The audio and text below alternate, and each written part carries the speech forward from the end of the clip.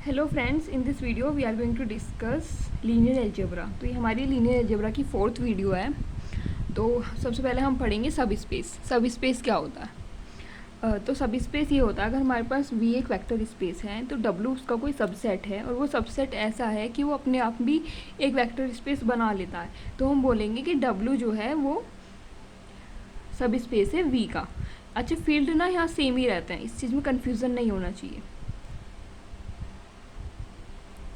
जैसे कि v इज़कस to are cube, ये वेक्टर स्पेस है, तो w इज़कस टू x1 x2 0, मतलब इसका जो टपल है वो इस टाइप का है कि तीसरा वाला टपल हमेशा ज़ीरो रहेगा। तो ये सब स्पेस बना लेगा आर क्यूब का, ये जो w है ये सब स्पेस बन जाएगा आर क्यूब का।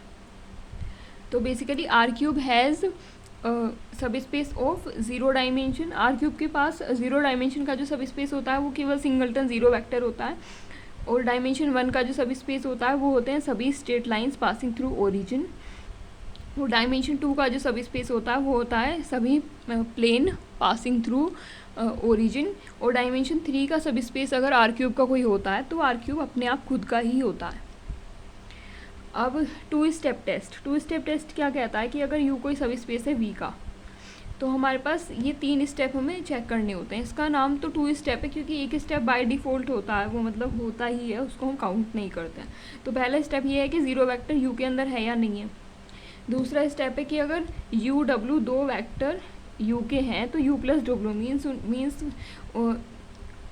स्केलर एडिशन के लिए, सॉरी स्केलर एडिशन नहीं, मीन्स एडिशन के लिए यू क्लोज्ड है या नहीं है, वेक्टर एडिशन के लिए।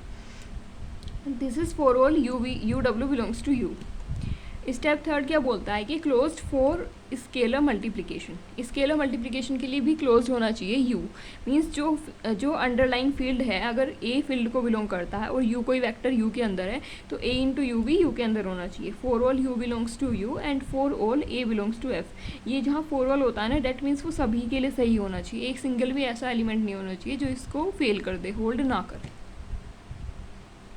अब आता है one step test. One step test को हम बोलते हैं नेसेसरी एंड सफिशिएंट कंडीशन के, जिससे कि हम चेक कर सकते हैं कि यू एफ जो है वो वी एफ का सब स्पेस है। तो नेसेसरी एंड सफिशिएंट कंडीशन क्या बोलती है कि अगर हमारे पास वी एफ एक वेक्टर स्पेस है और उसका कोई सबसेट है यू एफ, तो उसको चेक करना है कि वो सब स्पेस है या नहीं है।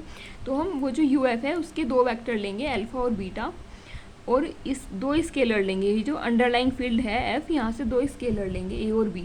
तो हम चेक करेंगे A alpha plus B beta belongs to U F और नोट। अगर ये बिलोंग कर जाए तो ये सब स्पेस बन जाएगा, अगर ये बिलोंग ना करे तो ये सब स्पेस नहीं बनेगा। और ये भी condition for all A B belongs to field है, और and for all alpha beta belongs to U F, मतलब सभी वेक्टर्स के लिए होना चाहिए यू एफ के, और जो अंडरलाइन फील्ड है उस फील्ड के सभी स्केलर्स के लिए होना चाहिए। अब कुछ नोट्स देखेंगे। Zero singleton is the smallest subspace of V F and V F is the largest subspace of V F. कोई भी वेक्टर स्पेस हो वो अपना खुद का लार्जेस्ट सब स्पेस होता है, और सिंगलटन ज़ीरो वेक्टर उसका सबसे छोटा सब स्पेस होता है। Empty set can not be subspace of V F. Empty set subset तो होता है वी एफ का, लेकिन सब स्पेस नहीं हो सकता है, क्योंकि एम्प्टी सेट के पास ज़ीरो वेक्टर ही नहीं होता। तो जिसके पास ज़ीरो एडिटिव आइडेंटिटी ही नहीं होती, तो वी प्लस जो है मतलब एम्प्टी सेट प्लस के रेस्पेक्ट में एडिटिव एबिलियन ग्रुप कैसे बनाएगा? तो जब वो बनाएगा नहीं तो वेक्टर स्पेस भी कभी नहीं बनेगा। तो जब वो वेक्टर स्पेस ही नहीं बनेगा एम्प्टी सेट ऑपरेशन के रेस्पेक्ट में, तो फिर वो सब स्पेस कैसे बनेगा? तो इसलिए एम्प्टी सेट जो होता है वो सब सेट तो होता है वी एफ का, लेकिन सब स्पेस नहीं बन पाता, केवल सबसेट होता है।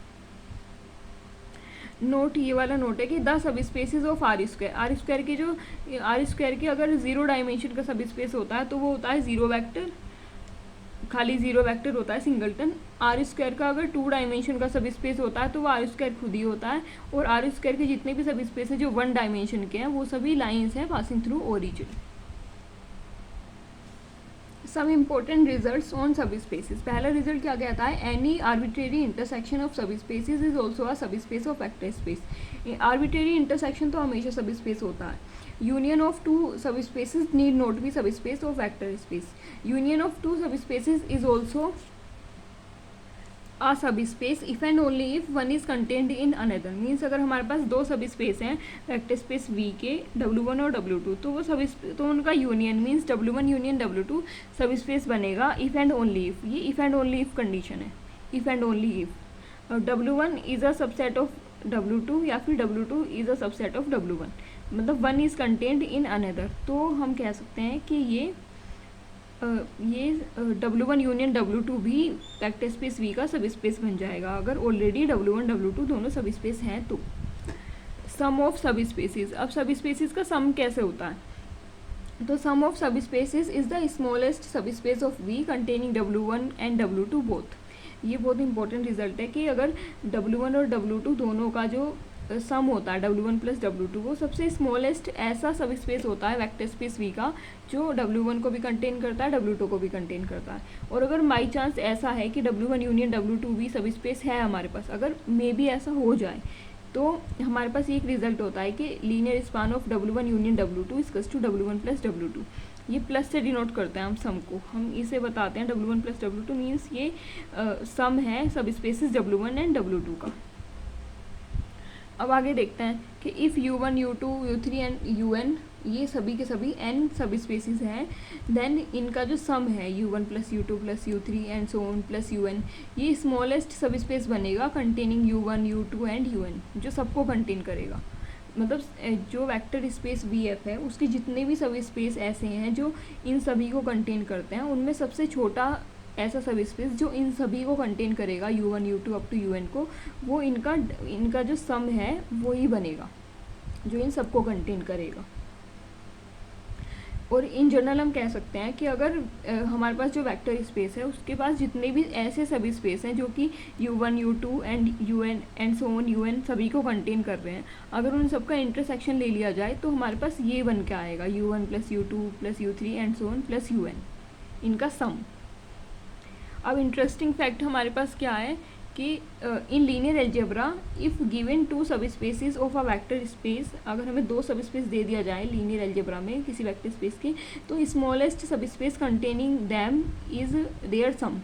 वो तो हमने अभी पढ़ा ही है कि अगर हमारे पास W1 W2 दो सब स्पेस हैं वेक्टर स्पेस V के, तो ऐसा सब स्पेस जो कि सबसे छोटा हो और W1 और W2 दोनों को कंटेन करे, वो होगा इनका सम, सिंपली W1 प्लस W2।